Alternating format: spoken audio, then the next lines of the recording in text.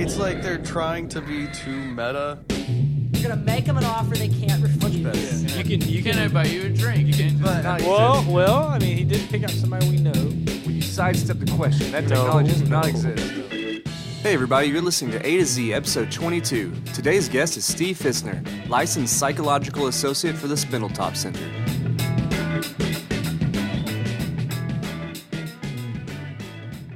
Hey everybody, what's up? My name is Zach. I'm here with my co-host Aaron. Yo. Welcome to A to Z. If this is your first time listening, thanks for checking us out. A to Z is produced sort of weekly, and show notes can be found at atozpodcast.com. If you like what you hear, feel free to hit subscribe on iTunes, Google Play Music, YouTube, or wherever you get your podcast fix. You can also follow us on Facebook, Instagram, and Twitter at A to Z BMT, where you can find updates, clips, and extra content. Yeah. So we got Steve Fitzner on the episode today.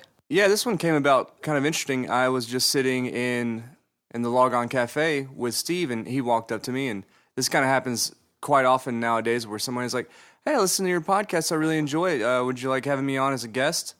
And I'll do my whole thing where I'm like, sure, what would you like to talk about?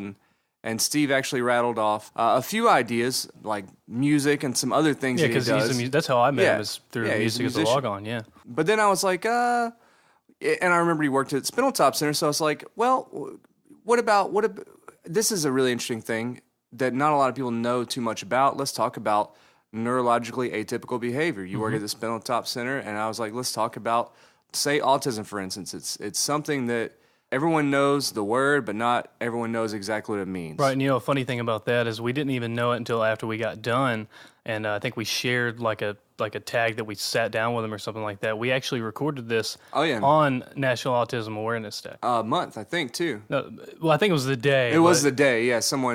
One of our listeners actually said that on that post. We did a sneak peek. Yeah, it's cool.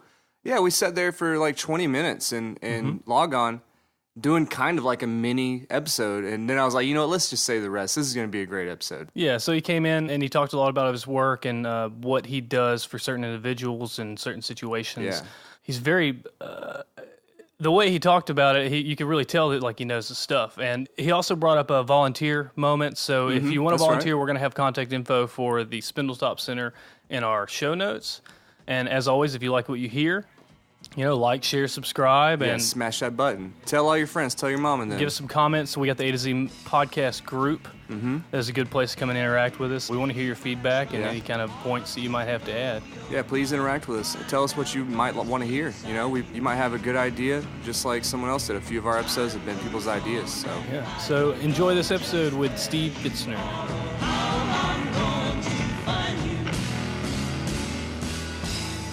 Hey, welcome everybody to the A to Z podcast. This is Zach. I'm here with Aaron. That's right. What's up? What up? We're here with Steve Fitzner, old friend of ours. Steve is a psychologist. He works at Spindletop. Technically, I'm a licensed psychological associate. Okay. I have a master's degree in psychology, but I am licensed for independent practice. So.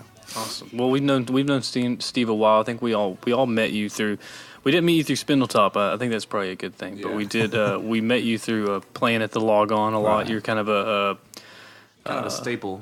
Yeah. You've been in the music scene around here for a long time. But it's kind of what we like to do is bring on musicians and not talk about music at all. We want to talk about like what you do here. So what is the nature of your work? Well, I provide psychological and behavioral services to people with developmental disorders, such as intellectual and developmental disorders and autistic disorder. Okay, so is it mostly around? Is it like people with like mental handicaps, or is it more just autism and? It's both. An intellectual and developmental disorder is defined by someone with an IQ below 70 and deficits in their adaptive function, their ability to do things for themselves in the world. So that's part of problem solving. That's part of it. Yeah, problem solving or just daily living skills. Could that also include people that maybe have suffered brain trauma and it hinders? Yeah. Yeah, if it's before the age of 18. Okay. Yeah, because it's developmental, so it has to be a part of the person's development for that. Otherwise, it would just be a brain trauma disorder where they would go to a different kind of facility. Like a neurologist. More like physical therapy in a way. Yeah, a neurologist. They're just figuring out how to get back to their baseline, and you're dealing with people who have never gotten to the baseline. Right. Their development has been delayed for some reason, and so that's why it's a developmental disorder. So someone that has like a severe concussive trauma disorder repeating, they wouldn't. If it happens before the age of 18, 18. they Okay. would meet the clinical criteria. I got you. So because they're still developing with that disorder. Do people stop? I mean, people keep developing past 18 though. So why do they call it that? Is it just when they become adults, basically? It's kind of an arbitrary cutoff, but they had to put it somewhere just Right. so they would have a way to determine who would be eligible for the services or not, and who would actually meet the criteria. Yeah. I brought along the DSM-5, which is how we diagnose. Oh, you're going to diagnose us? Well, not without consent. But, if you want me to, no, I'm just kidding. No, I brought it just to kind of demonstrate, that the criteria is arbitrary in the sense that they had to draw the line somewhere. So 18 is where they draw the line for a developmental disorder. Well, it's got to fit in the bureaucracy in a way. You got to have a way of funding it. There has to be criteria so everyone can agree Right. on who gets this diagnosis and who doesn't. There has to be medical conventions, right? You have to have like set terms and everything. Right, and that's what this is. This book contains all the criteria for each diagnosable mental disorder. So that's the big book that everybody talks about. It's the condensed version of the big book. The big book is about that thick. And it changes quite often, right? Every so many years. It takes a while for it to change, actually. I think in my career, I've been doing this for about 24 years, and it's changed about maybe three or four times. So Yeah. in that book, that's the one that in the old versions like called people imbeciles and stuff like that, because that was the medical term for it. So this is the collection of if somebody is bipolar, then this is what it is. This is kind of like it's like a actual criteria criteria. for mental health. Right, exactly. That's a good way of putting it. It's like an index. It's the specific criteria, and you have to meet that criteria to get that diagnosis. So that way, we're all diagnosing the same things. The imbecile term goes way back. That was never, even 24 years ago, that was never something that we ever used. I think that That's like predates the late this. 19th century. Probably, yeah. That's Freud times, stuff like that. Yeah. The infancy of this whole study. Well, you got to start somewhere, right? Yeah. Yeah. Well, it's funny. This whole thing kind of came about when we were at Logon, obviously, because that's where we all go. But we were there, and Steve said he listened to the podcast and he liked it, and if he ever wanted us to have him on, he would be more than happy to. I asked him, I was like, okay, Steve, what would you like to talk about? And then he's like, well, music, or, this. And I was like, no, how about we talk about, your actual job? Because it's really, really interesting to me. Yeah. And I remember I'd known you for a couple of years, and I never knew what you did. And then I was like, what do you do for work? And he's like, I'm a psychologist. And I'm like, oh, shit. right. Tell me more. Taking notes. And it's it's so interesting because psychology is like almost like an abstract science, right? You have to, it's kind of all indeterminate and It's in hard. some ways, right? It's the science of defining constructs, things that are kind of abstract, in a way that really is observable and measurable. So we try to come up with what we call operational definitions of things that everybody can get the same results with. So if we define depression a certain way, which is kind of abstract, we come up with our criteria for depression, and we define it in a way that most clinicians are going to diagnose a person with depression consistently. So that's kind of what the art of it is. It's taking things that aren't really measurable and trying to find a way to define them in a way that becomes reliably measured. Wow, so we can use it to help people. That makes a lot of sense. Yeah. And then it seems very hard to me because on top of that, there's certain things with a spectrum. Like depression is on a spectrum, and depression could also be lying within another diagnosis as well. You can have depression and schizophrenia. You can have just depression. You can, so it can get really complicated. It seems to be, yeah. So right now, what you're doing, is this something that was this a focus of psychology that you wanted to work toward, or was it you just got your job? When I finished grad school, I was finishing grad school. We were all having trouble finding jobs. It seems like all the grad students were working at the Olive Garden. Where did you go? I went to here in Lamar. Lamar, cool. Yeah. Very cool. And a lot of the grad students I knew were working at the Olive Garden. It was like the most well-educated wait staff in Lamar. And I could not find a job. Just dissecting all their customers, just like this motherfucker right here has problems. Yeah, well, there's definitely times where there's like a oversaturation saturation of Have you ever been sad at an Olive Garden? You know, it's the place to go. Well, it wasn't even just psychology. A friend of mine he was working on his master's in biology, and he couldn't, or industrial psychology, which is more psychology for the workplace, you know. But that sounds like a very niche sort of thing, industrial psychology. Oh no, it's a pretty big degree program. Yeah, it is. It's a lot of statistics, a lot of more research oriented. But you know, we had industrial psychology. We have an industrial psychology. It's figuring out how to get people to work harder. Right. I kind of figured that out. Yeah. Or figure out selection criteria for hiring the right people too is a big part of it. You know, they're the people that develop the omega tests. Well, all those tests that whenever you go to apply online. How more likely or least likely if you knew steal a somebody, pencil? if you knew somebody who had stolen a pencil, are you more likely or least likely? I always felt like taking that test. Well, it's a really transparent test. It's just either absolutely yes or absolutely no. There's nothing in between.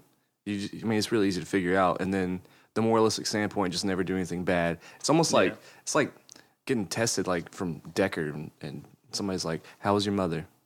You know, it feels like that. Somebody's trying to figure out whether you're going to be a good employee, like you're a replicant or something when you're taking that dumb test. I hate that thing.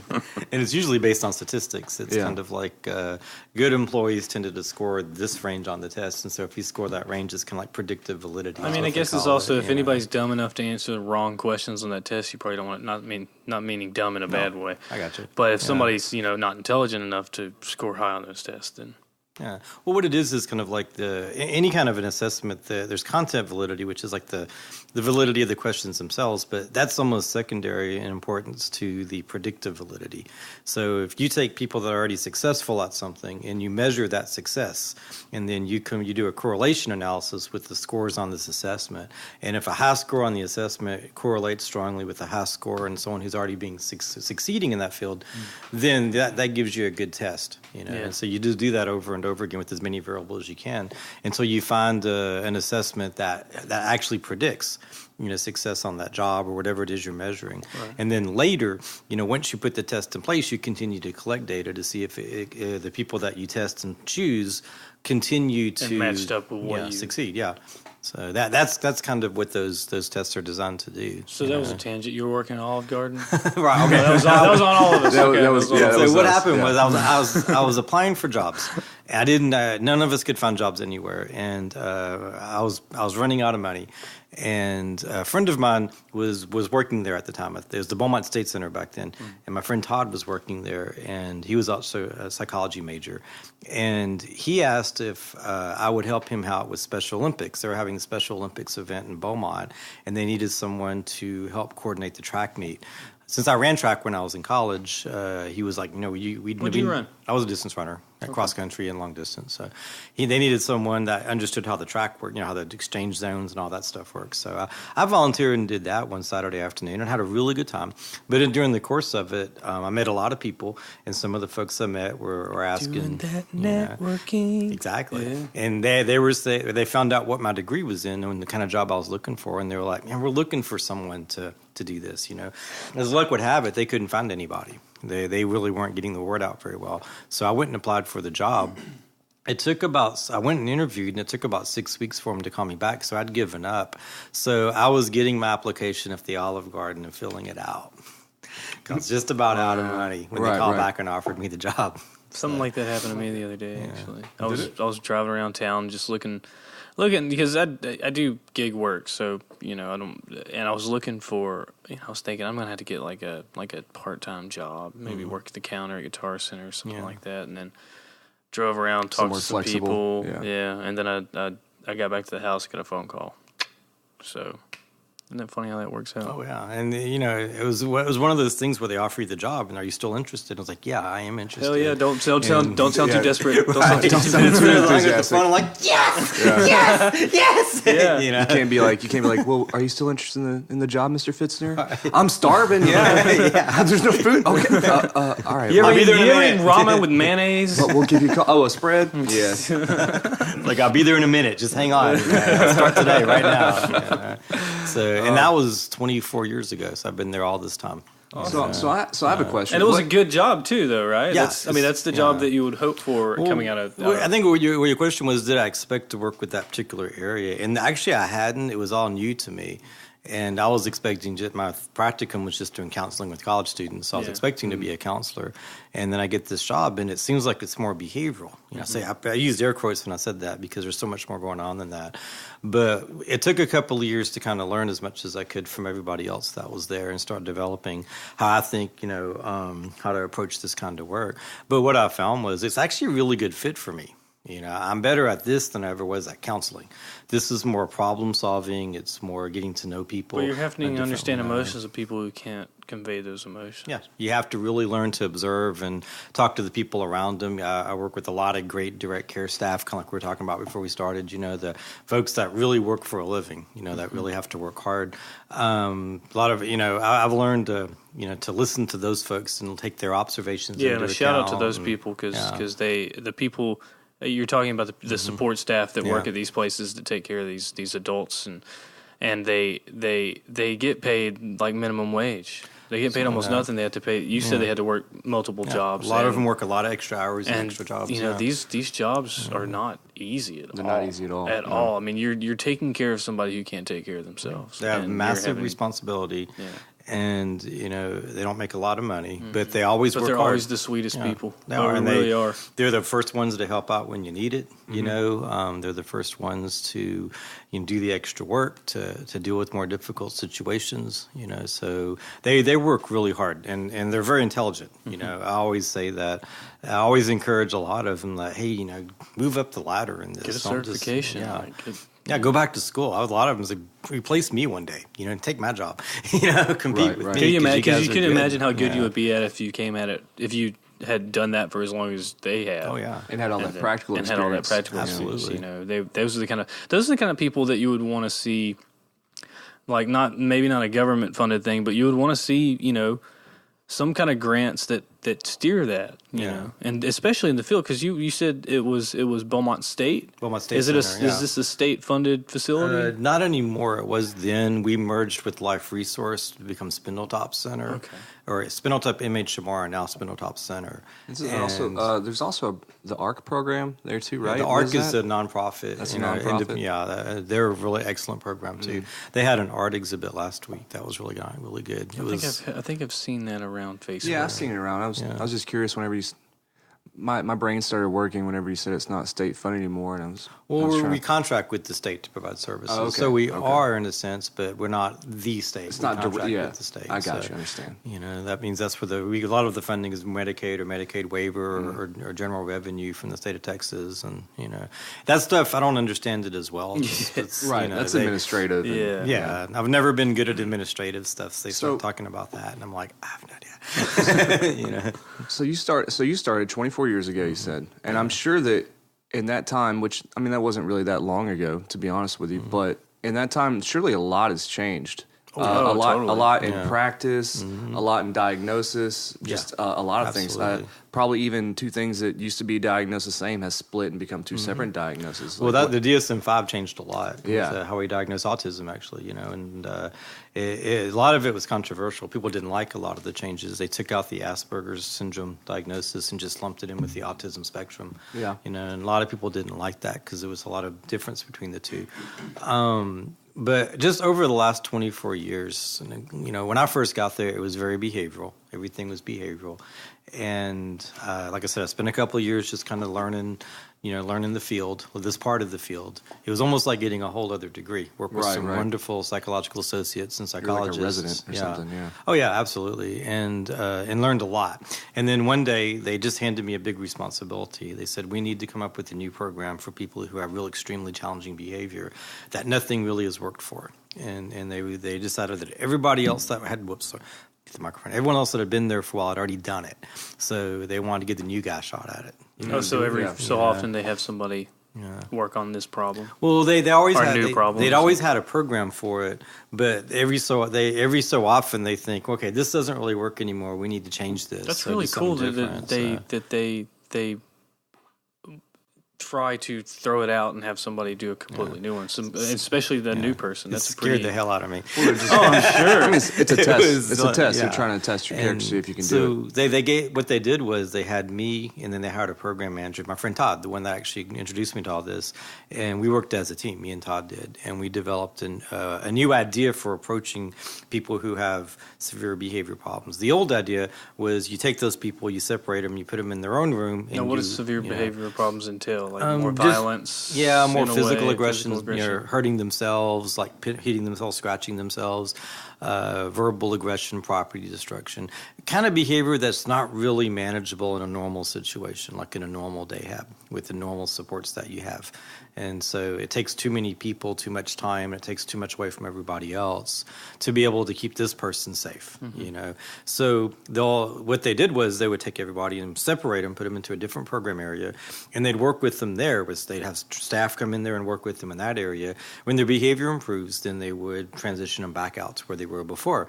And what they found was they would do okay for a little while and start gradually sliding back into like the a old regression. problems. Yeah. And so when they approached us with it and they said, hey, you know, we need to do something, you know, we need you guys to come up with some ideas to kind of bring to the committee. Well, we sat and talked about everything that hadn't worked so far, like didn't have long-term success. And we thought, well, why don't we just, instead of taking them out of there and putting them in this little room, why don't we just take the staff, we hire the best staff we can find that want to do this kind of work, and we send those staff into the day hab with them, into the program with them, to work with them no there. separation. Right. So do away with all that. Yeah. Right. So instead of separating from everybody else, let them stay there. And that way, the staff that is going to work with them later, that's going to take over, would see what they're doing to help them, you know. And in addition to that, every afternoon we would do therapy groups where they would come into a room and just do a traditional group, you know. We did a social skills group where we worked on like social skill problems that people had, situations they didn't really understand that caused stress. These are all programs that you developed. Yeah. Right. This was like these groups, and the staff did some of it too. We let the staff run some of the groups, you know. So it was just more of an educational group, you know, like a teaching group. And so they did a lot of role playing. They did a lot of kind of, you know, we had this situation today. Let's talk about what happened and try to figure out another way to do it. We did things like working on understanding their rights, you know, like we did exercises on teaching people that when you sign something, it's a contract. Oh, yeah. So Yeah, make sure you important. understand what you're Very signing, important. you know. Yeah. That was my favorite because it made people mad, you know, because they had to explain things in more detail all of a sudden, you know. They're like, what? People are trying to take stuff from us? But, you know, the idea is you give people some more control over their life. Yeah, you know? absolutely, Instead of just simply saying, you know, here, this is your plan. Do you agree to it? You know, we wanted them to say, well, tell me about my plan again. I don't like that part of my plan. You know, I want to take that part out, you know. Because a lot of times people are frustrated because they just don't have any control over their life, you know. And so you can give them more control, they'll be less frustrated. And then we did the best one. I think the one that stuck the most was the relaxation therapy group, where we just sat in a room and did relaxation exercises, like meditating. And that's the one that I led. It would be like deep breaths, taking slow deep breaths. You did like a guided you know. meditation almost? Kind of, yeah. We did progressive muscle relaxation a lot, where you tense and relax muscles and focus on breathing. And what we would do was, when we would do these groups, especially the relaxation group, the staff would be in the groups with us, and they would go out with the clients into the program area. And when they saw the things that would set them off, they would say, okay, you know what you're supposed to do. You take your deep breaths and you calm down, you know. And so they would talk. So you're like through giving it. them a baseline to return to. Right. We're giving them like a skill to use to meet the need that the behavior did. You know? And we would teach them how to assert themselves more if they needed a break, instead of, you know, yelling and screaming or throwing a chair or doing something to get a break. They can just tell you, hey, just give me a break. I want to take a break, yeah. And a lot of folks just didn't know they could do that. They were just so used to kind of going from here to here to here. Well, and a lot of those folks, they haven't had the easiest life. True. Oh yeah, absolutely. Absolutely. I mean, it's fraught with abuse in those households. So it's almost you kind of have to show them what is. You know, you have to encourage that good behavior, I guess. And not every parent has the patience of every other parent. Some parents can't handle it. You know, I work with some pretty cool parents. Though. I have a lot of respect for the parents. I'm sure. Oh, totally. There's some I'm just saying terrible not ones everyone. I'm just saying not everyone can. And Yeah. I mean, it's not even. I mean, there's parents that go above and beyond, and then there's some that are okay. And then there's some parents like that can be too much. Yeah. They protect too much, like and that helicopters? hinders people. Yeah. There's helicopters. I'm sure you've dealt with that. Well, but most of the time, what you have is parents that just they don't know what to do, and that's what they come to us for, is to help them understand what they should do. I can't even imagine. And they're overwhelmed because this is a 24/7 job. And more so with most kids, you kind of look forward to a certain age they're going to graduate and go on to college, and and some of these folks are looking at, I don't want my kid to ever move out because he's vulnerable, but I can't keep him forever, because they're like 60 and 70. Right, I'm going to get too old to do this, and so what was the success rate of that program once you instilled it? It was 20 years ago, 22 years ago. Most of the people that came out of that program at this time, no one even knows that they had those problems back then. Then all the new staff that work with them now have no idea what their behavior used to be like. And so that's the most successful thing, is they're no longer stereotyped by their history. That's an incredible success. There's few that still have problems, still need ongoing help. I still work with them, but they don't need the intensity of it. They still remember the taking deep breaths, and they kind of have a way of learning that we taught. So you really like you helped restore these people's autonomy. Basically, the best we could. Yeah. And some of them. I mean, I think the best sign of success is that we haven't needed that kind of a program ever since we finally finished with that one. Really? That we so haven't really changed it since then. We don't even do it anymore. That's awesome. I'd consider that good work. Oh, absolutely. Yeah, we were all the whole team. It's a team effort all around. I mean, I had my small part, but again, you go back to the direct care staff. They're with people all day. They're dealing with the physical aggression. They're dealing with getting people to focus on doing some positive things. Yeah, and you wouldn't be able to do it without them. Oh, absolutely. I wouldn't. It doesn't exist without them. And we had some really, really good people. Working with those folks, and a lot of them still work in the field. I still see them around, and they took everything they learned from it as well. What we do have now, we have a crisis intervention program that is, and this is state funded. The state put this in place, where we have a guy. His name is John McGlory, and he's a crisis intervention specialist. And whenever someone does have crisis behavior like that, whether it be a client at Spindletop or a client at another facility, what is crisis behavior? Behavior that puts the person in danger, other people in danger, or puts them at risk of losing their placement. That's kind of how we define it. So we have an on-call phone, and someone will go to the hospital basically, and the hospital will call the mental health team, and the mental health team will come out. Their crisis team will come out, and they'll find out this person has autism or developmental disability. They'll call us, and so me or Jerron or another Morgan Turner's the other person. One of us will come out to the hospital, and we'll do an assessment and talk to everybody there, and we'll come up with the plan for how to move forward. Usually it means that we have the funds through this program that me and Jerron can work with the families to help get this, find out why they're having behavioral crisis and make sure they got the accurate diagnosis and the treatment they need moving forward, and try to get them into regular services. And it'll be people we wouldn't normally see, like kids in school, school-age kids that have autism or IDD, or people that go to other facilities. So it's kind of, that's the new thing we have now. It's not just clients at Spindletop, but clients pretty much anywhere. When they have a crisis. So what it sounds like to me, listening to you talk right now, is that it's kind of like an all-encompassing thing, and you provide so many different services. So far we've heard IDD and we've heard autism and stuff, but do you guys also work with people maybe that have like PTSD, some of these other things that aren't developmental disorders, but like mental health disorders? Yeah, just mental health disorders, but not necessarily developmental. Yeah. Well, that's the other half of Spindletop. Spindletop is separated into two different sides, I guess you can call it, the mental health side and the IDD side. And so they're just as big as we are and do as many good things as we do on our side. And we work together kind of like we work with the mental health crisis team. They're called MCOT. We work with them quite a bit, but they provide services for people with mental health disorders, substance abuse. So that's their specialty area. And then, like I said, we work together when we need to. I was just trying to line out give an overview of Spindletop, just different things offered. We're what's called the local authority. And that means over like a 5-county region, Spindletop Center monitors all the services within that region for IDD. And so, like we talked about, the company that your mom worked for, they're a private provider. Yeah. So Spindletop has what they call service coordinators, and their job is to go out to all the private providers, and they each have a caseload of clients, and make sure those clients are getting the services they're supposed to get. Right. And so that's called the authority. Their job is to make sure that the providers. Y'all set the standards for the area. The state does, actually, but They implement them. They monitor it. Monitor. They monitor it. No, but this is where it gets complicated. Spindletop Center itself on the IDD side it wasn't already complicated. Right, I know. It's bureaucracy. Human brain, man. Yeah. It gets into like one half of it is service coordination and authority, and the other half is what I do, which is the people that provide services through Spindletop. So within Spindletop, we have our own, we provide our own services, and the authority monitors you're like us a mental too. Meter maid.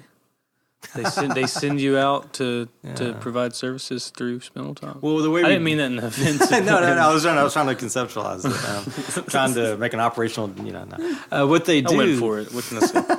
What they do is it gets really complicated here, so this is going to get even more complicated.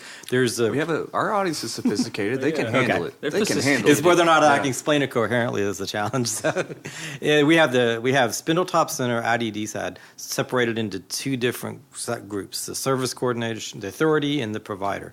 Provider provides services just like all the private companies do. The authority monitors all the services. They monitor us just like they monitor all the private providers. It's no different. Now, within that, another thing that we do as a provider, there's only two of us providing the behavior support services at Spindletop. In addition to providing the behavioral services at Spindletop, I get contracted out by Spindletop to other companies to see their clients. That's how I work with your mom at St. Giles, is that they contract for me to come out and see their clients. And so several companies will contract with this, and I'll spend one day just seeing each one of their clients and doing consultations and giving advice and training their staff and, writing treatment plans and behavior plans for them. And, so I get to go from place to place to place a lot and work with all these different folks. And it's really good. I really enjoy it. It's an exciting job. Yeah. What's the population? Do you have like a rough calculation, like the population of people, I guess, who are not wards of the state, or people who are unable to live independently? Yeah. Honestly, I don't. That'd be a pretty bigger number than you probably imagine. Really? Yeah. That's what's amazing about this is that there's a lot of people that I didn't even know about when I started this job. A lot of people in that situation where they require assistance. A lot of it's sight unseen. That's why it's a hard number for you to even conceptualize, because it's not like we go to McDonald's and see these people there. Whoever's taking care of them will always take the drive-through. Well, Goodwill used to be people. They used to put them to work a lot more than they do now. You don't really. Oh, right. One of the biggest pushes that we have that we want to do is to get our people out in public, just like everybody else, and I'm all for that. I feel like it's their world too, and they need to be, It's also a disservice if you have somebody with neurological atypical behavior. It's also a disservice to typical neurological people to hide them away. Absolutely, because then you don't actually have a proper understanding of reality. And the reality is that there's a spectrum of behavior, there's a spectrum of intellectualism, there's all that. So you're not doing your neighbor's kid any service by keeping your kid hid away. And you said something earlier that kind of exemplifies the whole thing. You said some people tend to shelter people too much and not let them get out in the world, and that's what they need. If you want people that are that have developmental disabilities to be more independent and to be able to get out and do more and experience more, they have to get out and do it. They have to be exposed to it and just have to go out there and do it. Now, be immersed. Oh yeah, absolutely, and our staff go. We have a lot of programs for staff to go with people out in public and just kind of help them out. I've seen a lot of people they'll bring them to the fair. And do things like that, but. Well, you're right. That how hid away it all is. But we have a program for people to get jobs. That can help them transition into the workforce and helps them learn the job and kind of works with management to make things work. So people can get out and make money and and have that experience. Be more independent. We have give people agency. Oh yeah, absolutely. Are there any local businesses that do that more than others that hire? I'm not sure. Over the years, it kind of changes. Okay, I don't know if this is true, and I'm not trying to state falsehoods, but it seems to me that Market Basket is really on top of hiring people with disabilities. Yeah. Almost every time I ever go to Market Basket, I see people with different, just not one type, but lots of different types of disabilities. I think they really do a good job of it. Yeah. They do. I mean, I'd have to talk to someone from our supported employment program about that to see, but there's a lot of we just love to give do them a it. shout out if they do. Yeah, exactly. That's how we're trying to spread some positivity. Hey, Market Basket, one on Major has the best produce in town. Oh, cool. There you go, man. It does. Yeah, I agree. Well, it's small. Small. Here's an interesting question too: is how do I word this exactly? How much do stereotypes influence your work or like affect you? So everyone has what they think in their head is standard or just different misconceptions and stereotypes. Yeah. And something like autism is easy to stereotype from depictions in the media like Rain Man or even just like in the modern media, like on the internet culture, people call each other autistic all the time based on their. So there's a lot of stereotyping. And how does that affect your work? Quite a bit. I mean, the most striking, the most disturbing example is when people use the word retarded to describe somebody as a pejorative. You're basically taking, mental retardation used to be what we called it, and you're basically taking someone's disability and turning it into an insult. And I understand people don't realize that. They don't get that because they don't do what I do every day, and it's just something people say. They said it when I was a kid, but our clients hear that. And it really, really bothers them a lot. So much so that a group of clients, people with disabilities, actually petitioned the state of Texas to change the official wording to individual and development. Not individual, to intellectual and developmental disabilities, and get the word retardation out. We don't even use it used anymore. to be mental retardation used to be the word. Now it's intellect. Because of that, right. Because retard, and all, you're retarded and all that, and because I would just really, I've seen clients hear that and just get really, really, really angry. To hear that. And well, it's just a very reductive term in the first place. Yeah. If you're lumping everyone in an umbrella, and that's not very. And it's helpful. not even really that accurate because we're saying like IQ below 70 and functional difficulties and adaptive skills, but a lot of the folks I work with are incredibly smart. It's not that they're slow. Yeah. That's what retarded literally means. It Is means slow. It means their development was delayed. Their cognitive development was delayed, but they're still developing just like everybody else throughout the lifespan. I mean, I've worked with folks that I met them when they were kids and now they're adults, and they developed into very intelligent people. I mean, people that go out and work and have their own apartments, and it's always exciting to see people do that. And you'll find that oftentimes their problem-solving skills are on point, almost to the point where it's kind of like, he did what? How did he... Oh man, okay, I'll go talk to him. I mean, that happens more often than you imagine. How people can be incredibly resourceful, and so, I'd love to give you examples, but I don't want anyone to listen to it. Think he's talking about me. No, how about we take a break and then maybe we'll get more into like the things you deal with day to day. Okay, and just kind of talk about that a little All bit. right. How does that sound? Cool, sounds good. All right, come back from the break.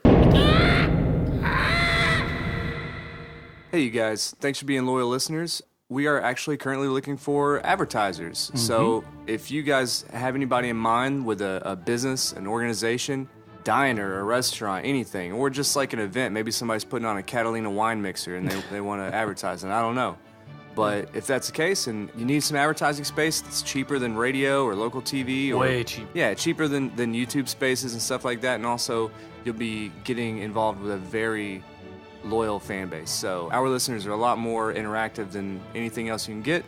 So just tell them, jump on it. Yeah, hit us up. You'll never know what our rates would be or what we could do for you. And, we want to be able to advertise for people in the community and businesses and people that we agree with, but also, kind of help us pay the bills a little. And like I was saying, I mean, it could be literally anything. If you have something that you want to advertise that maybe you don't even think fits the typical advertiser space. We'll even do classifieds. Yeah, that's interesting. We'll do whatever, we're those type of people. Well, the shill moment is over, and we're going to get back to our episode with Steve Fitzner.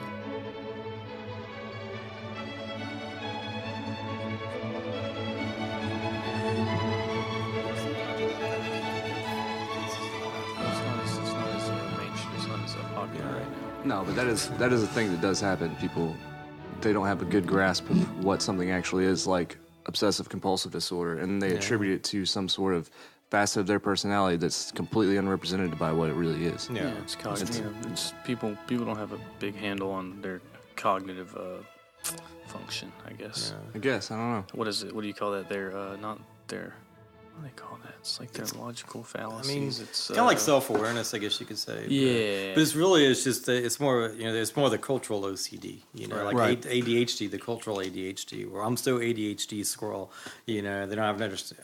ADHD is a lot more intense than than just being easily distracted. Steve like informally diagnosed me as ADHD the other day, kind of. Did I? Yeah, he kind of did. I didn't mean to. I'm sorry. No, it was okay. It was the pre-conversation to what we're doing right now. Yeah. We're at Log On, and we got into a whole lot of topics. And I was like, you really like to talk about a lot of different things. And I was telling you how like I'm a coffee addict, and how like coffee reins me in, and I like I'm very unfocused in a lot of ways and stuff like that. And I kept talking about it. You're like, you probably have adult ADHD. For sure. I meant that kind of kidding around, but no. I mean, it doesn't. The reasoning. It didn't offend me in any way, like whatsoever. It just, I was like, maybe so. I don't know. And the reasoning is because caffeine's a stimulant, and stimulants what they treat ADHD with. And if I've seen cases where we have a client that's just all over the place, and has a very hard time settling down and just going 100 miles an hour all the time. And, then the parents will say, oh, we just give him a little coffee. It's weird. He actually settles down when we give him coffee. Yeah. And then we're like, can we take him to the doctor? I think we've kind of figured this out, or like sometimes people will say, my son, he's 10, he got a hold of an energy drink. He's always bouncing off the walls, and he drank this energy drink, and we were all like freaking out, they like thought, he's really gonna he's about to tear up the house. And instead, he just sat down, and took a nap. And it's like, well, you made that maybe. Would that be a sign, like if coffee makes you tired? Is that a sign that you might have? It's not really clinically reliable, but if you're already having a lot of problems with being hyperactive, stressed out a lot, unable to focus, and not just, I'm easily distractible a lot of times, but if it's to the point where you're this, I'm looking at that. Oh, this got my attention over here. Oh man, well, those glasses are cool. That would be a little different. But then, so that you have to meet the criteria in the DSM-5 for it. To be qualified for that diagnosis. But that's always been kind of like, we're trying to, if we have a hard time figuring out what someone's, mental health diagnosis is, sometimes a psychiatrist will say, well, it could be, he could be manic, he could have ADHD. I'm not really sure. Let's try, a dose of Ritalin, and let's see what happens. And just everyone be ready if we're wrong, And so try really, really super low dose. But that's not the first stage. That's after you actually have a pretty good idea of what's going on. Oh, I guess this is say, hey, welcome back, everyone. Yeah, that's the Vadian y'all talked about, right? Yeah, but no, it's so that's important for somebody to know too, that clinicians aren't just like giving out medicine as a first sign, right? No one's like, I have a hunch that this is your diagnosis, so I'm going to give your kid Ritalin. It's usually pretty far down the line in terms of diagnosis that you try that, right? I can't speak for any other clinicians and the ones I work with actively. I know usually by the time we get to the point where we feel like someone needs to try medication, we have really looked at this pretty closely to try to figure all this stuff out. If they need a medication, then it needs to be something in DSM-5 because that's what it's designed for. This is like the 20th time that he's held up this. So just so you guys know, the DSM-5 is the way. That's the Bible. Right. And the reason it's important is because you don't want someone just saying, "Yeah, you look depressed. I'm going to give you an antidepressant." No, you seem kind of bipolar. Yeah. So you need standards of practice. Right. Yeah. It's called best practice. You want to do a careful assessment and make sure the criteria is met before you try to treat something, because you don't want to just be handing out medicine randomly to see what works, So, and that's kind of like you're asking about the ADHD. There's actually a high. I was at a conference in Canada year before last, and they were talking about there's a high correlation between people diagnosed with autism and ADHD. So you mean like a misdiagnosis? Or both Or together, both? Oh, yeah, together. co-diagnosed, Oh, okay. yeah. It's called a dual diagnosis, And so they were talking about that, and it used to be you couldn't have both; you had one or the other. The hyperactivity was because of the autism, but that's changed over the Right. years. It We've could just be realized two. Yeah, That could be kind of like clinical depression and like schizotypal. Right. Yeah. And, like and what together. it is that, a lot of times if you have IDD or autism, you might have a higher rate of getting certain diagnoses as a result. And ADHD is one of them, corresponding with autism and IDD. But it's harder to diagnose because the client can't explain the symptoms to you if they're not that verbal, if their verbal skills are underdeveloped, or they don't understand the concept of being manic, or so we have to look at that criteria really carefully and figure out how to interpret it. We also have to do a differential diagnosis. You can get, especially with kids, it's not unusual to get hyperactivity with a kid who has a mood disorder, because they'll be more irritable, more moody, but they'll be hyperactive and easily distractible.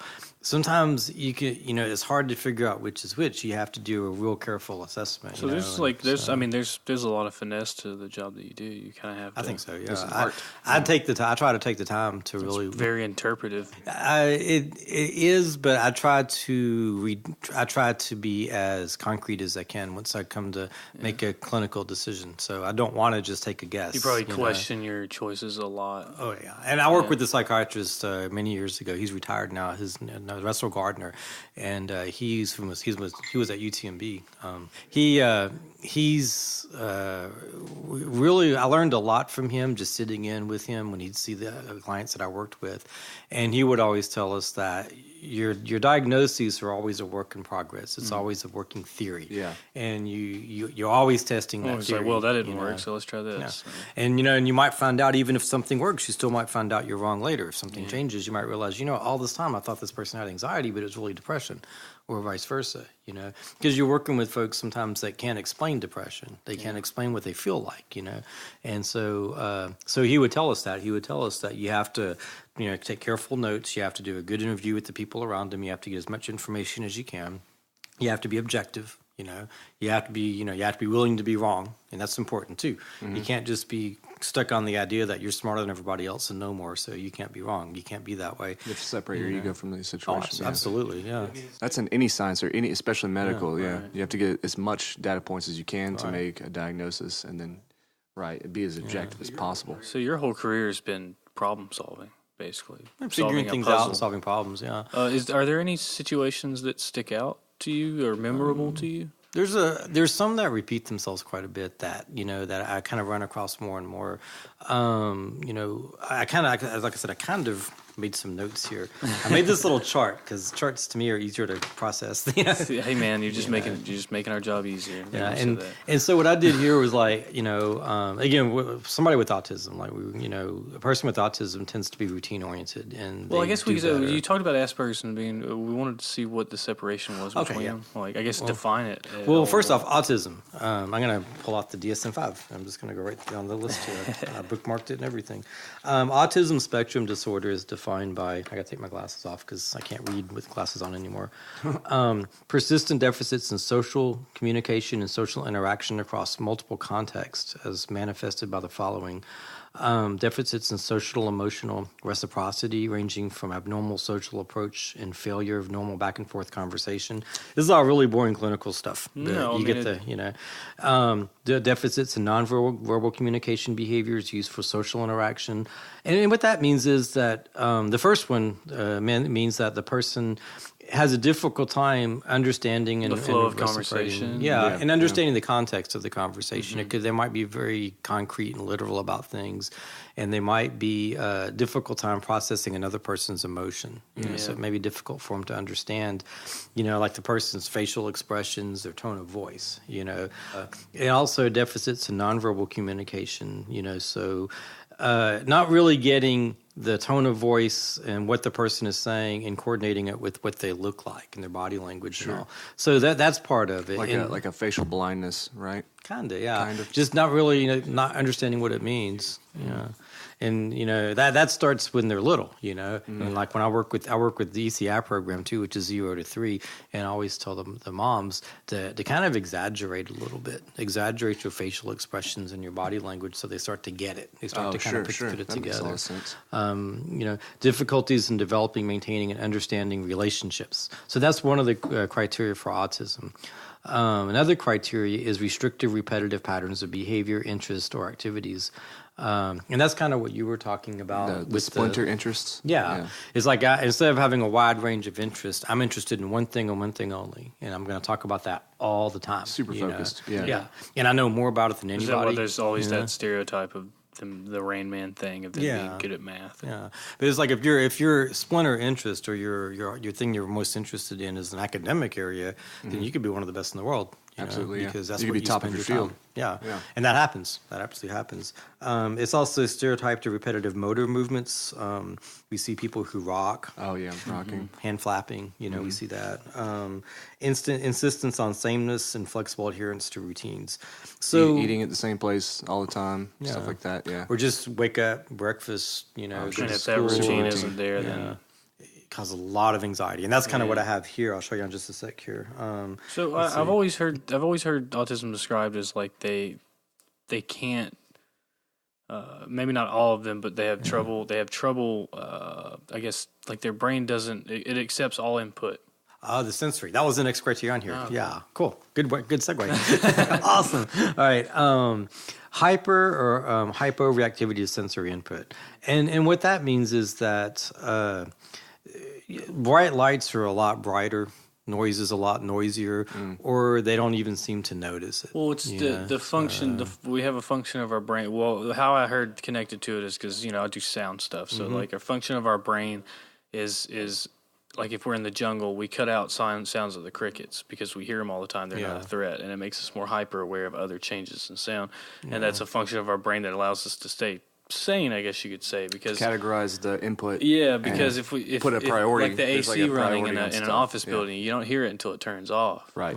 And it's something in people's brains, I guess, with autism is it short circuits that. Like that prioritization device. That's one way they described it. I don't know if it's kind of like a filter. Factory. Yeah, it's like they don't have that filter. And what you're describing is someone just gets inundated with sensory input, and it becomes overwhelming. They can't make any sense of it, and so they just shut down.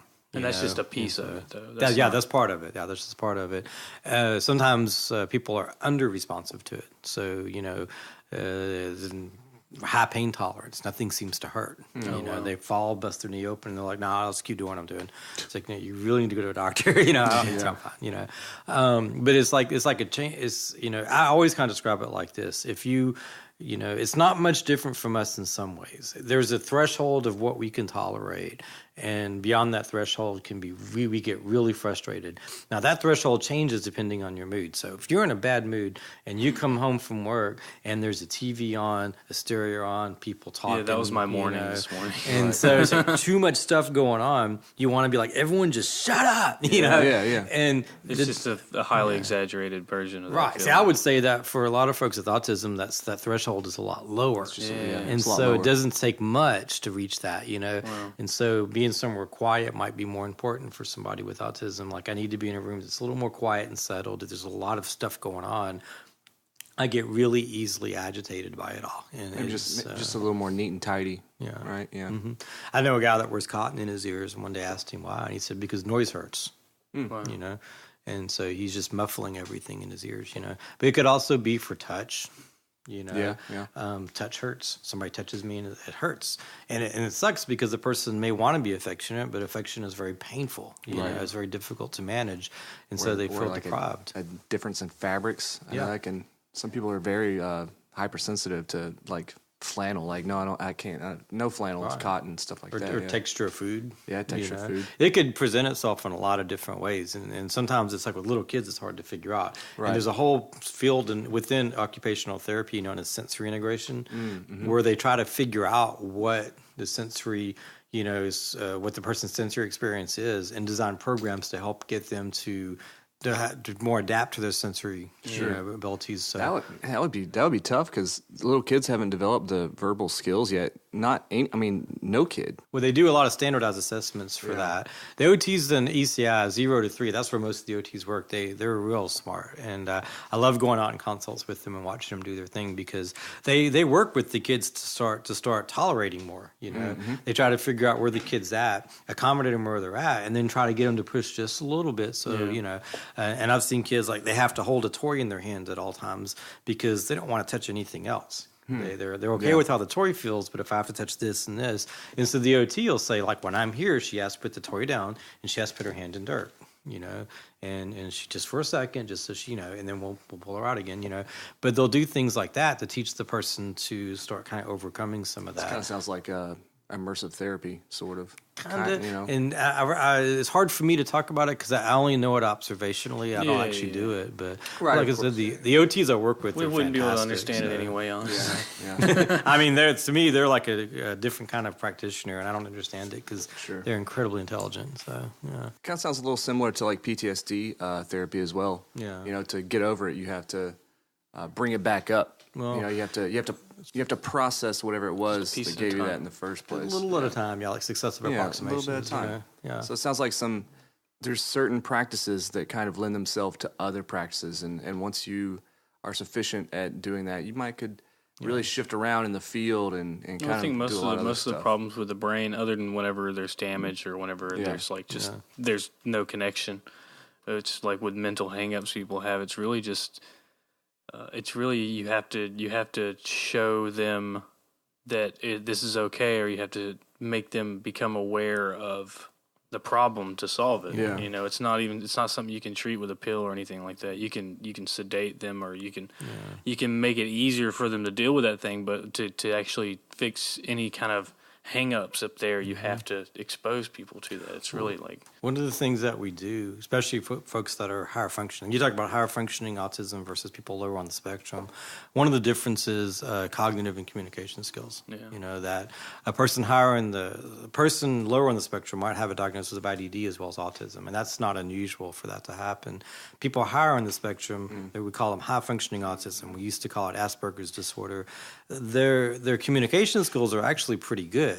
But their social skills can be really challenging. Now, that causes a lot of confusion because you'll have someone that comes across pretty much normal until you start talking to them, and then they seem kind of strange. These are kids that might, in junior high school, they might look and seem like the other kids, but they keep to themselves. Sure. Well, I was going to ask is, do you think the reason that they don't have the social skills is because of their disability? They were separated from their classes more, their peer groups. It's the social skills started. Actually, you'll see the social deficits start when they're little. Yeah. They don't play. They don't develop play skills at the same rate the other kids do. Like they may not know how to share when the other kid's learning how to share. They may just avoid the other kids and play on their own. Right. They may resist being around other kids. They just may run all over the other kids. So you see it right then. So that's still kind of, I think, part of the disability that's you're developing with, but it gets worse. That makes it worse because if you separate the kids from the other kids and let them be on their own, then you have kids that are isolated. Now, the other problem you have is that even if you have functioning kids with autism, generally their grades are good. Their grades aren't a problem. They're making good grades. They're good at school. It's just socially, it's very stressful for them. It's a very frightening experience, and it's a very stressful experience. So they isolate themselves, and one of the problems is that causes the other kids sometimes to pick on them or to keep them isolated because they're that strange kid. I say that with air quotes again because they're not really a strange kid. They're a kid with a disability. Oftentimes, they don't even get diagnosed with it till later because their grades are good, their communication skills are good, and no one, we're doing better now of finding it. But, when I was a kid, we weren't really very good at it, I don't think, So a lot of the adults I work with... Well, that's Steve. He's the strange kid up the street. Right. Actually, I probably was, But a lot of the adults I work with... They talk about, the high-functioning adults talk about being bullied. and bullied really bad. Well, as kids or as adults? As kids, up until junior high school even, and that makes it so much worse. And that makes it worse, because you've now, had negative experiences with trying to socialize, so why would you try? Right, and that leads to social phobia and isolation. And one of the problems we end up with is a lot of these folks just are extremely socially isolated because there aren't a lot of programs for people with high-functioning autism that they'd be interested in. Most of the day hab programs are geared more to people who are learning more skills that they already have, so they don't really want to do that. That would be kind of boring for them. So these people we're talking about, are these people who, like, you wouldn't know that they had autism other than they acted kind of isolated and you may or may not, just depending on the extent of it. Some people assimilate pretty good. They just kind of keep to themselves. Right. Other people, you might be looking at them going, I've heard about this, but some folks, they really, honestly, they assimilate really well. They don't, you don't notice it till you start talking to them. It's so varied. But what they have in common is they often tend to be socially isolated, not have a lot of friends, and then they become prone to depression and anxiety because their lives are kind of restricted by it. And one of the things, I'm going to kind of plug the ARC here again.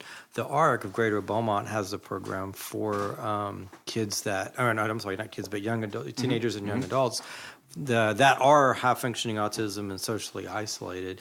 It is a social group where they get together and they plan things they want to do together, and they go out and all these outings, And so if anyone's interested in that, go bowling, they go bowling, they go to the movies, they go out to eat, just what everyone else does, whatever they all feel like doing, And so they get staff support and they support each other, and they get some education on, And you'll hear the word training, but I always say education. I don't like the word training because these are people, not. Is there for anybody that's listening that might be interested? Is there like ways of volunteering? We do. You call our human resource department. Okay. And the number to call will be 784-5400 and ask for human resource, and they should be able to direct you to. I figure there might be some interest in that. Somebody that might be thinking about going to the same field that you're going to. We're going to get some upcoming events and things you can help out. But let's get back on the track of the what you have written down here. Yeah. What I did was a situation that comes up a lot. People with autism, oftentimes one of the things that's really helpful is to get them on a consistent routine.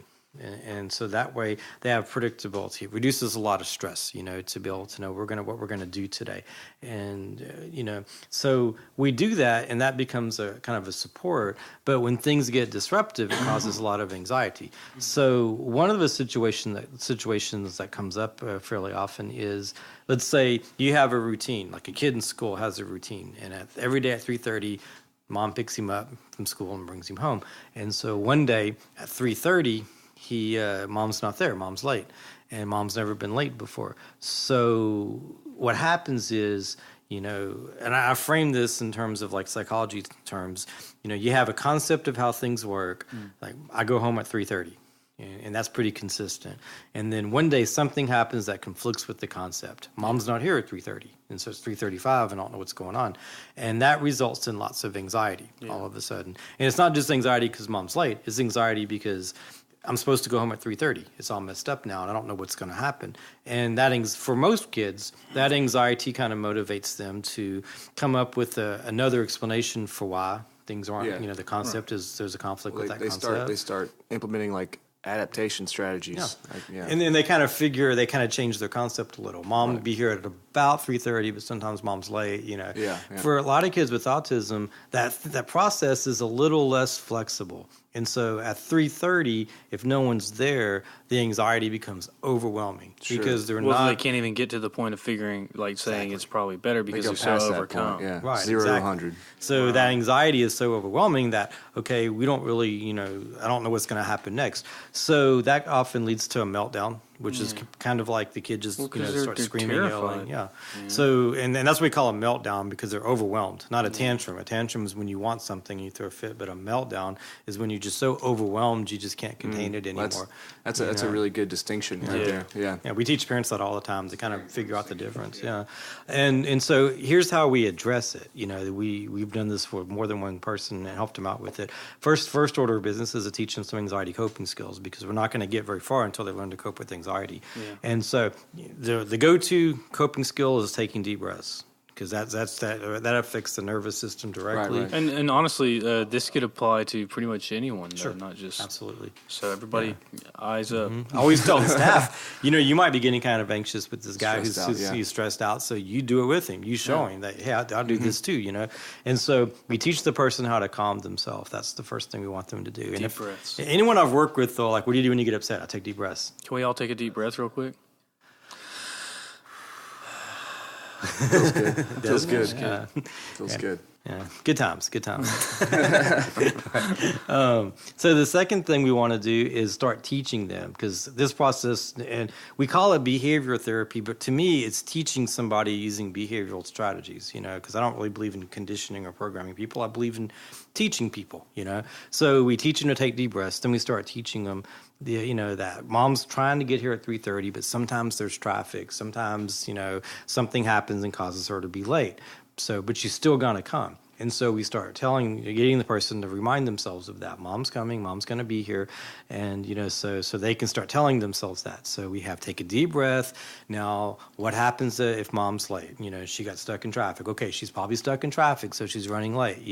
Is mom going to be here? Mom's going to be here, And so then mom shows up and we say, see, told you mom's going to be here. And then the person starts to change that It's like concept. reinforcement. Yeah. Right. Yeah. Have you ever had something like that happen where there was a setback where, like you said, she was in traffic, but really she got in an accident or something like that? Something that would is there like a trust issue that would come up? Something. Well, that would be a good question. That would be That's a, a really a good catastrophic question. event. Yeah. Well, no, I'm not saying just the wreck, but Right, if you said this is probably what's going on, but then the worst thing happened. Not saying anybody died or something, Yeah. but because that would really be a huge setback. Yeah, to it somebody. would. And it probably would be a lot like with any kid. Yeah, If your mom had a wreck and she's in the hospital, and we'd have to sit down and tell the person that, and So it's just a and whole- help them cope They would just with have it. less adaptive tools. Yeah. That's. Anyway, that's sorry. That's an excellent question. That's a really good question, because that could happen. When we do this, though, Well, you've been doing it a long time. That's why, because there's you've seen hundreds of cases at this point. Yeah. So. And so, but it takes several trials for this to really work, and oftentimes working with the person in between events, just randomly, hey, what time you go home? 3:30. What about 3:35? She might be late. Okay, good job. It's a cognitive strategy. You're teaching the person to reason their way through a problem. They may not have done that as effectively on their own because of the anxiety. So you're starting to teach them how to think their way through it. The cool thing is, you do this enough with enough situations, the person starts to generalize He starts it. to apply it. Right. Too. That's what I was just going to ask. It starts to apply to does other he- situations. Yeah. Does he apply that to Yeah. things other than just getting Right. picked up? That's And cool. so that's what you're trying to do, is you're just explicitly teaching the person to be more flexible cognitively and to think things through and to cope with the anxiety. If you can reduce the anxiety, the person can, they're more likely to be able to come up with So you're problem solving, how to get them to be better at problem solving. Right. Absolutely, yeah. We're teaching them that skill, to do it for themselves, There was one situation, and this is really interesting. This is before I even worked in this field, and I thought about it years later, and I realized what it was. And it was a woman at a Chinese restaurant that didn't understand how the Chinese restaurant could have lunch specials and dinner specials at the same time. And she had a meltdown over it. And she kept asking, when does dinner special start? And he kept telling her, they're at the same time. A lunch special, you get an egg roll, and a dinner special, you get an egg roll and soup and rice, And she's like, no. Lunch is the middle of the day, dinner's the end of the day. So when does lunch end and dinner begin? And he was like, no, that's not how we do it. So she thought of lunch and dinner as concrete terms that are specific to time. Right. She was taught, probably, I'm guessing that her routine was, you get up, you have breakfast, you go to school, you have lunch, you go back to class, you have dinner, and you go home. And that's how she structured her day. And when someone was saying lunch and dinners at the same time, that caused a lot of anxiety. And she kept trying to get him to say, no, he kept trying to tell her that these are different definitions of lunch. And it was just stressing her out more and more until she just had a meltdown in the middle of the restaurant. Right. And I was like 19 at the time watching this, like, what in the world's going on in here? Years later, I'm working in this field, and I thought about this experience, and I thought, oh, her concept of lunch was chronological. Right. Not the food you And eat, it was but pivotal. when you eat it. It was pivotal, based on her day. right. Well, just like exactly, you're talking yeah. about, the one of the first things you kind of do is set them on a routine. That's one of the things you want to try to do, yeah. Does the routine become so concrete that but I guess with some of them, the routine is so concrete that it hinders them. Absolutely. Is there any cognitive, what program that you would do to where you would teach them to break routine? Well, what we do, even though you put someone on a routine, you want to start preparing for someone for the possibility that the routine might get disrupted. You know, so for example, if you have a doctor's appointment, so if there's going to be a change in routine, I always say, let's tell them the day before, the morning of. Like today at 10 o'clock, you're going to go to the doctor. After you go to the doctor, you're going to have lunch. Then you're going to get back on what you normally do. You're going to go back to your day hab or your job or whatever you do that time of day. And so we tell them ahead of time. We let them know ahead of time what's going to happen so they can make that their new routine. For some folks, we might even, like the school districts did this for a while, and I don't think they do it anymore, but it was a program where they use pictures of stuff. And because a lot of people with autism think visually, where we think narratively, we think in terms of language. Oftentimes, people with high-functioning autism will report that they think in terms of pictures and images. So it's like their narrative is in pictures. Right. Right. Or it's just what they see. Yeah.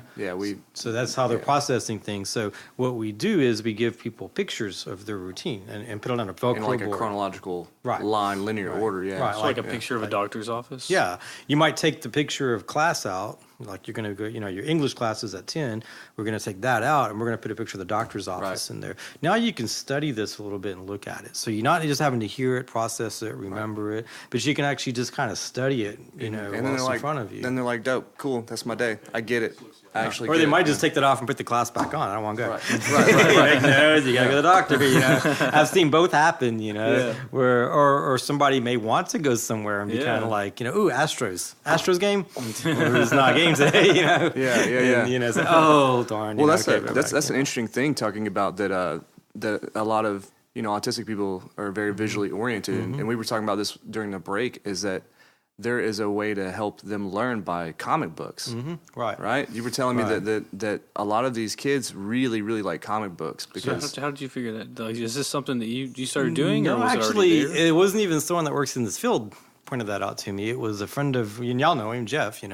I was asking about a guy I worked with was really interested in a comic book, and he couldn't find it. He had a copy of it, he lost it, and he was talking about it, and we thought, well, we need to find this comic for him, because he really seems to like this, and he's really talking about it. So I went to him to ask about the comic, if he'd ever heard of it, and of course, he's an expert on comics. The guy can tell you anything about comics. He owned a comic store, and he was helping me, find out where we can order it for him, and we were talking about comics in general, and he was telling me how a lot of parents, when kids have trouble learning to read, use comic books, and that they would use comic books to help their kids learn to read, because the story the pictures tell a story, but it makes the kids want to learn to read the words. To see more of what's going on. Yeah.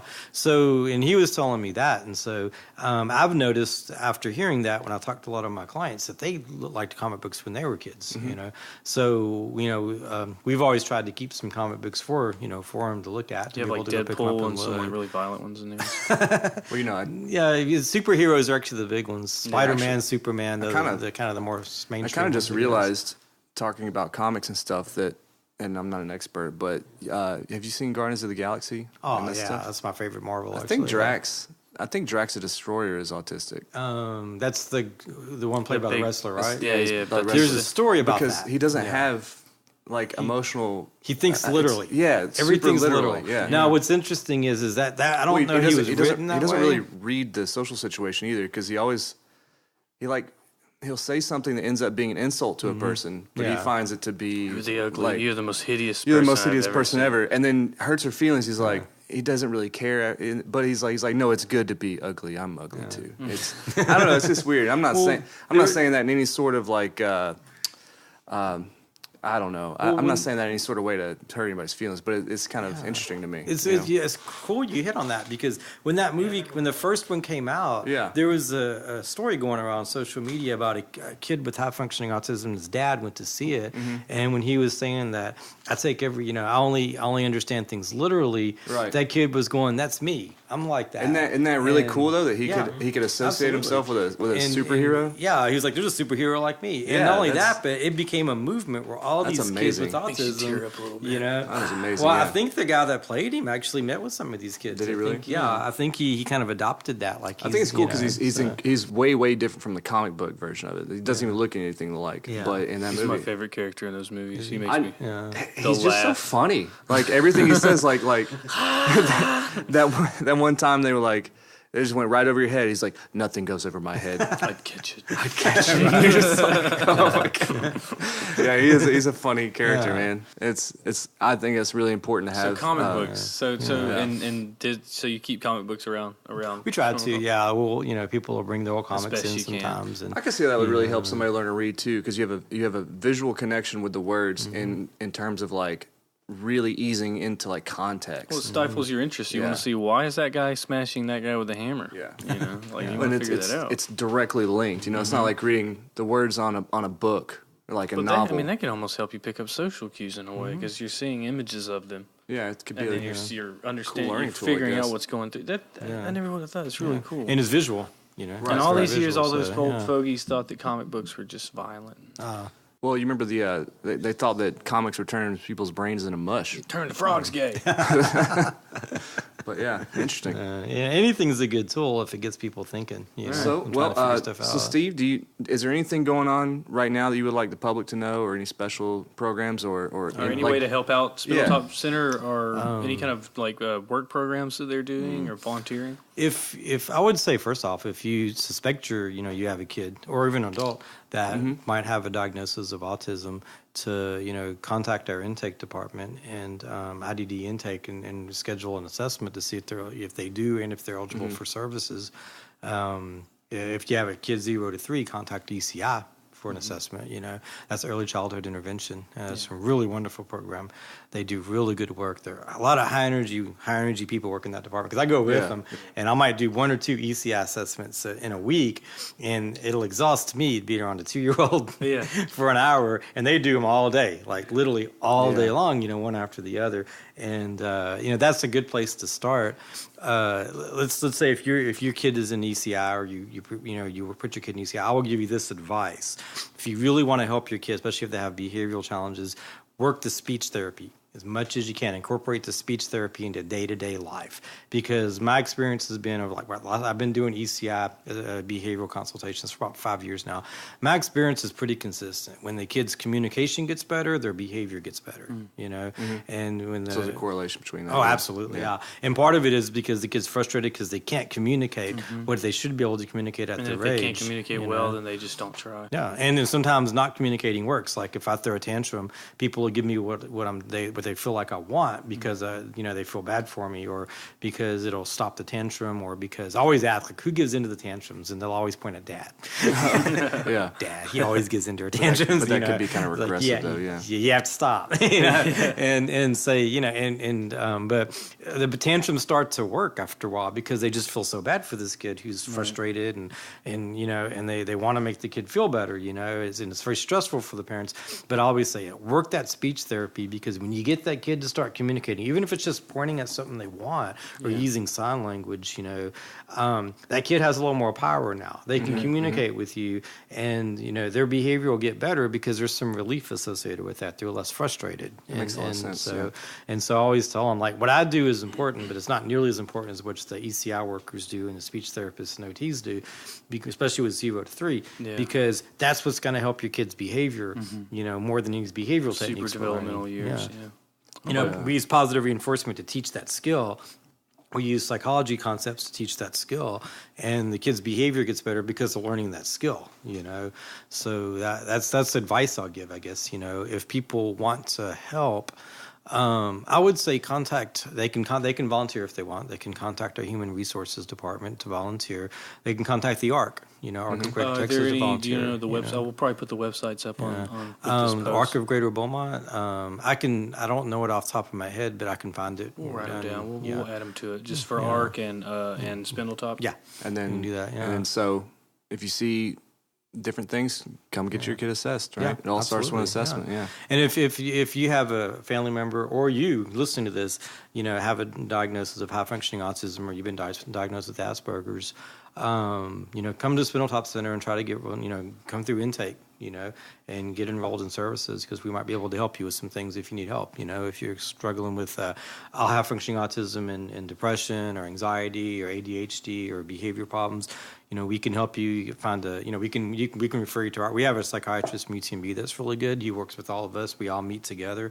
Dr. Michael Fuller, we can get you set up with him if you need that service.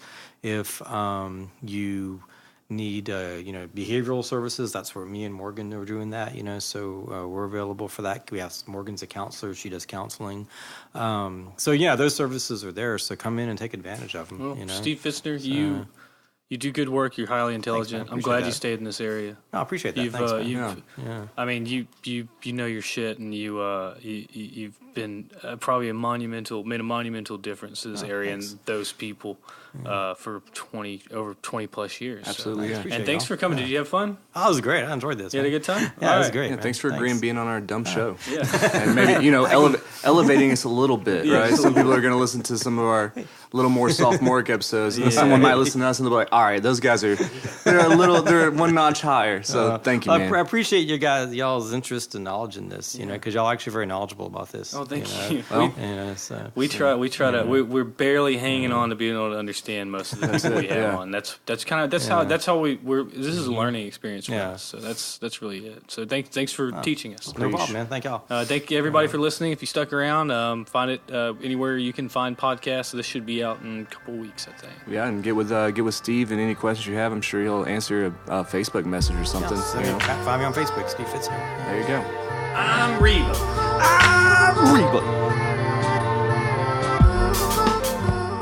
All right, guys, that's the episode. Thanks, Steve Fitzner, for coming on and talking to us. We really appreciate it. We had a really good time talking to him. Give a shout out to Spindletop Center for what they do for this community. Which is a lot more than anybody would think. Right. I mean, they don't just do... they do like crisis counseling. Right. Steve talked about that a lot. Like crisis counseling. They do childhood intervention, mental health services. They're out there doing the most good for our community. Right. And like he said, they're kind of they're the lead in this region because it's such a large region. Yeah. If you or anyone you know is suffering from any kind of mental health disturbances, depression, things like that, or going through a rough time, send them to Spindletop Center. Yeah. Because just Google it. It'll take 5 minutes. Right. And then you just get in contact with somebody up there, and you'll know what to do. Right. They have a crisis line and a lot of things like that. If you're feeling down or you're feeling any type of way, they'd be the people to talk to. Be a good resource. Yeah. Yeah. So I also want to shout out to my mom because she worked a lot in that area of people with IDD, and she did a lot of work for us. For a very long time. And she actually knew Steve for a while. So shout out to her for raising me. Properly, and teaching me, that these people are not different from us, Yeah, that was a good environment to raise in. I want to give a shout out to the guys at TPC who are training me because there was a couple of guys that train with me who have autistic children, and I told them right after we recorded this, and they've been pretty hyped to see it too. Wow. So yeah, it's pretty cool. So shout out to my training partners. And we want to go ahead and announce that next week's episode is going to be Tyler Troutman. Yeah. He's a young conservative politician in the area. He does a lot of stuff. It's going to be really interesting. We get into a lot of things besides politics. We basically sat there and drank whiskey and we just nerded out. Yeah, we just ranted about a bunch of different things and touched on a lot of subjects. But it's 3 hours. It's a good one to listen to because it's a conversation with somebody who's representing the Republican Party in our area. But it's not the way that you would think because it's not demonized. Young guy makes a lot of sense. Mm-hmm. Just because he's in a Republican Party doesn't mean anything about his character. The same way you could say about a Democrat. And we're going to get into a lot of stuff on that, but that's next week's. But thank you guys for joining us this week with Steve Fitzner, and I'm going to go ahead and say it because I know Steve would want me to. I love you guys.